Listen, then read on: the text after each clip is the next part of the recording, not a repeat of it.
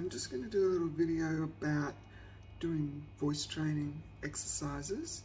I've been to various people over the years, so this is a culmination of many different places that I went. I went online with a lot of different instructors. I'm now currently doing regular voice speech with the surgeon's recommendation, Dr. Paddle, but otherwise the principles are very much the same. And post-op for the operation, the idea is to get your voice box to be vibrating succinctly on both sides of the vocal cords, because when they put the tube down your throat to have a look at it, actually you can see as you're talking that they're not vibrating at the same time. So the way that they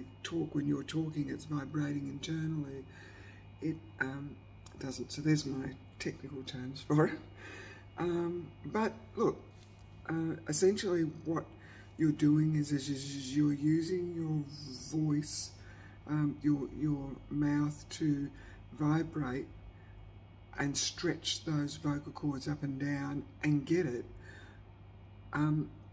using your lips, which vibrate the same, to vibrate the vocal cords the same. So if you understand that principle, all of these silly things that I'm going to do make sense as to why you do it and what you do. So after I had the vocal operation done, I had to do my vocal training 4 times a day for about 5 minutes or so, maybe 10. It's very hard to do in the beginning.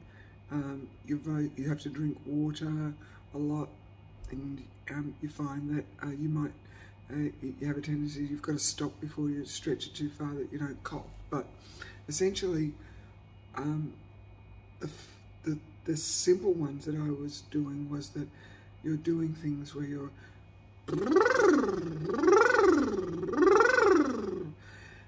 and you take it up as loud as you can, and that is working your vocal box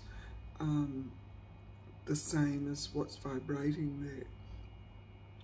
And I would go through and do a cycle of, let's say, 10 of those. Then I'd move to woo, woo.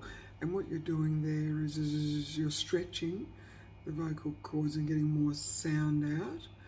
And the longer time goes by, the louder that you can actually go. So I can go quite loud now. And the other thing is to be aware of is that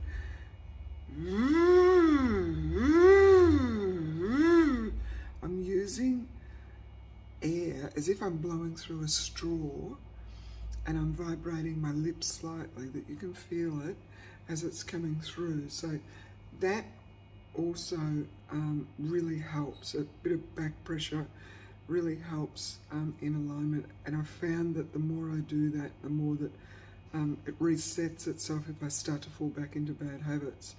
Talking about bad habits, I have started to do some bad habits lately, and when I speak, I have to speak in my forward voice, so I'm speaking through, as if you can imagine, just talking through the front of my mouth rather than talking back onto my vocal cords. And if I'm talking a lot, because I'm in sales, I tend to have this way of it starts to fall back, and sometimes I'm in noisy environments, so I get louder and louder. I end up speaking back on my vocal cords, which is the male tendency to do that. So it's a good idea to snap yourself out of it, bring yourself forward again. And also a way to do that is, if you can, without looking silly around people, is to actually do some bring it forward and then reset that, and then that helps to clear that. So there's a few things. Look, some of the word stuff that I do is I do A, E, I, O, U, Many men make me mad. The M's really help to accentuate and bring out the sound, so it's helping with your speech. My mum makes me marshmallows, you know, things, that words like that are doing it. The A, E, I, O, U all brings out different vowels of different sounds that actually create from that. I'll count A, B, C, D right through to Z. I'll do 1, 2, 3, 4, 5, just different things, but alternate. A lot of training, they focus on, you know, that poem, when the sunlight strikes raindrops in the air, you know, and you keep saying that over and over again. It's very, very repetitive, and the thing is that I found that what you tend to be able to do is just do that very well, that poem, but not other words very well. So it's very good to alternate away from those words and use random things, use a book or something, or just come out with different things as you're practicing your talking. So I'm 7 months post-op now. So yeah, it was just asked of me to do this video of what I'm doing in some of my exercises. If I might even do another video with some other exercises and just do pure exercise. But I wanted to put some explanation behind what was actually going on. But yeah, I was doing 4 times a day. I'm now only have to do 2 times a day.